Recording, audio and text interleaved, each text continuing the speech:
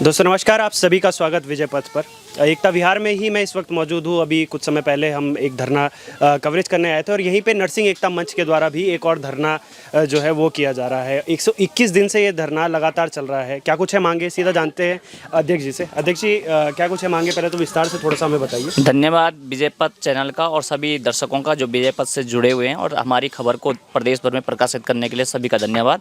लगातार 121 दिन से अनिश्चितकाल धरना प्रदर्शन जो हमारा चल रहा है, सरकार से जो हमारी प्रमुख मांगे हैं वो यही है कि जो आप पिछले विगत वर्षों में करते हुए आए हैं वही आप जो इस भर्ती पैटर्न में हैं वही जारी करिए और 2500 प्लस पदों पर आप इंडियन पब्लिक हेल्थ स्टैंडर्ड मानकों के अनुरूप इस समय इसमें वर्षवार भर्ती करिए, ताकि जो हमारे योग्य अभ्यर्थी अभी राज्य में बचे हुए हैं 2000 प्लस लोग, इनको कहीं ना कहीं राजकीय सेवाओं में आने का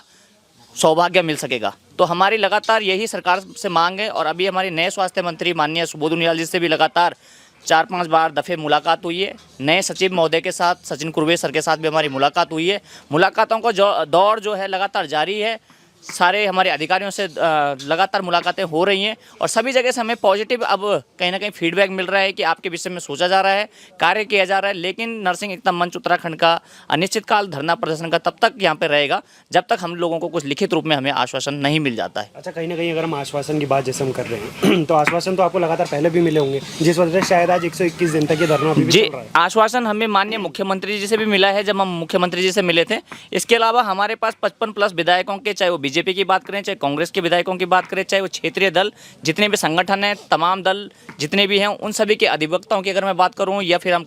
अपने बेरोजगार संघ की अगर हम बात करें, या फिर हम स्वाभिमान मोर्चा की अगर बात करें, उत्तराखंड क्रांति दल की बात करें, तमाम प्रदेश भर के सभी संगठनों का हमें पूर्ण रूप से समर्थन लिखित रूप में मिला है और सभी ने हमारी मांगों को जायज़ बताया, क्योंकि ये नाजायज़ कोई ऐसी मांग नहीं है और हमारी मांग कोई इतनी बड़ी नहीं है कि जो सरकार इस पर विचार नहीं कर सकती है। मांग सिर्फ साफ है, जिस तरीके से आपने विगत वर्षों में पहले किया है, इसी तरह एक अंतिम बार आप इसमें कम से कम कि सीनियरिटी को कहीं ना कहीं महत्व रखिए, ताकि जो 1800 से 2000 बच्चे हैं इनका भविष्य अंधकार में न जाए। अच्छा, कितने लोग हैं आप लोग के पास अभी जो धरना लगातार दे रहे हैं और कितने लोग यहाँ पे, किस तरीके से चलता है, खाने पीने का व्यवस्था क्या रहती है, उसके बारे में थोड़ा सा बताएं। जी, अगर देखा जाए तो हमारा जो धरना है, अनिश्चितकाल धरना 5 दिसंबर को स्टार्ट होता कड़ाके की सर्दी में, और उसके बाद भी देखा होगा कि चाहे बरसात का भी समय आया और जब अब गर्मी का जो समय आया, गंदे नाले के समीप हमारा जो धरना है, तमाम प्रकार की यहाँ पे अगर देखेंगे तो आप बीमारी होने का खतरा है। आप मच्छरों की अगर बात करें, यहाँ पे अगर पानी की सुविधा तक भी प्रॉपर नहीं है, स्रोतों से हमें पानी लाना पड़ता है, तो तमाम तरीके की जो अड़चने हैं, तमाम तरीके की जो समस्या है,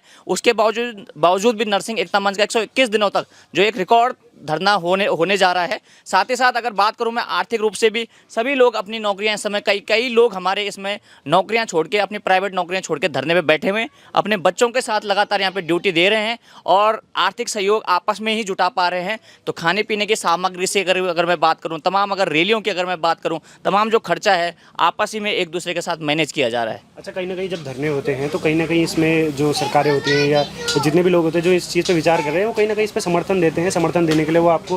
खाने पीने की व्यवस्था होगी या पानी की व्यवस्था होगी, इन सब चीज़ों की व्यवस्थाएं करवाते हैं। जी, कुछ संगठनों के द्वारा और कुछ दलों के द्वारा हमें बिल्कुल कुछ दिनों के लिए जो यहाँ पे ज़रूरतमंद की चीज़ें हैं वो मुहैया बिल्कुल करवाई गई थी। लेकिन इसके बावजूद भी कहीं अगर मैं बात करूं, जो सरकारी सेवा में हमारे पहले सीनियर आ चुके हैं, जो जिनके साथ कभी हम खड़े थे एक सीनियरिटी के साथ, कि कहीं ना कहीं जब हमने वो लड़ाई लड़ी वर्षवार की, उनके द्वारा आज तक किसी भी प्रकार की न मानसिक, न कोई भौतिक, न कोई आर्थिक सहायता की गई। तो यही सबसे बड़ी विडंबना है कि मनुष्य सिर्फ अपने लिए सोच रहा है, अपने स्वार्थ के लिए सोच रहा है कि ताकि वो राजकीय सेवाओं में ये कार्य आ जा रहा है या उसका नंबर आ जा रहा है, उसके बाद वो आने वाले भविष्य के लिए नहीं सोच रहा है। लेकिन नरसिंह एकता मंच ने जो ये मुहिम उठाई है, तमाम प्रदेश भर के उन लोगों के लिए उठाई है कि अगर एक बार अगर आप इसको सीनियरिटी करते तो तमाम उन लोगों का सीनियरिटी कर दीजिए, जहाँ तक इस भर्ती की लड़ाई सभी लोग लड़ रहे हैं। अच्छा, अभी मैं आपसे एक बात भी कर रहा था, जब आप कह रहे थे कि हाँ भाई अभी हमारे मंत्री जी बीच में चेंज हुए, तो उसको किस तरीके से देखते हैं? जी, ये माननीय स्वास्थ्य मंत्री, इससे जो पहले भूतपूर्व रहे हमारे माननीय डॉक्टर धन सिंह रावत जी, उन्होंने भी स्वास्थ्य सेवाओं को सुदृढ़ बनाने के लिए राज्य भर में कई अच्छे कार्य किए हैं, कई रोजगारों के क्षेत्रों में उन्होंने कार्य किए हैं और जो उनके बचे हुए कार्य हैं, जो आधे छूटे हुए कार्य हैं, वो अब हमारे नए स्वास्थ्य मंत्री माननीय सुबोध उनियाल जी को पूरे करने हैं और हमें पूर्ण रूप से विश्वास और पूर्ण रूप से भरोसा है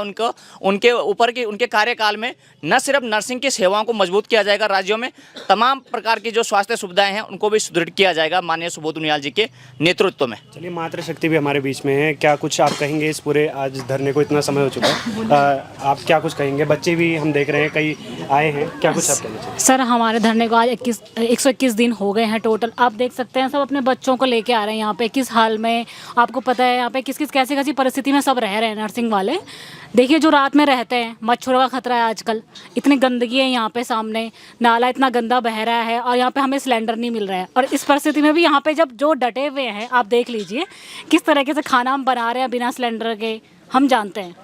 तो बिल्कुल इस एक नया संकट ये शायद एलपीजी की वजह से भी शुरू हो हाँ, एलपीजी आपको पता है कि मिल नहीं रही है और इस मतलब सब मैनेज करके हम फिर भी खाना बना रहे हैं। जो यहाँ पे रह रहे हैं उन्होंने खाना तो खाना ही है, ऐसा तो है नहीं कि वो बिना भूखे रहेंगे और यहाँ पे डटे रहेंगे, क्या कर सकते हैं फिर। अच्छा, भविष्य में आप किस तरीके से इस धरने को आगे बढ़ाने की सोच रहे हैं या किस तरीके से आप क्या उम्मीद कर रहे हैं? जब तक मतलब हमारी जो मांगे हैं सरकार से वो पूरी नहीं हो जाती हैं तब तक हमारा धरना चालू रहेगा, हम डटे रहेंगे अपने। चलिए, बिल्कुल सही बात है कि किस तरीके से जो एलपीजी संकट है वो भी यहाँ पर आया है और कहीं ना कहीं जो व्यवस्था है वो कभी भी पूरी नहीं हो पाती है, क्योंकि जायज़ सी बात है कि धरना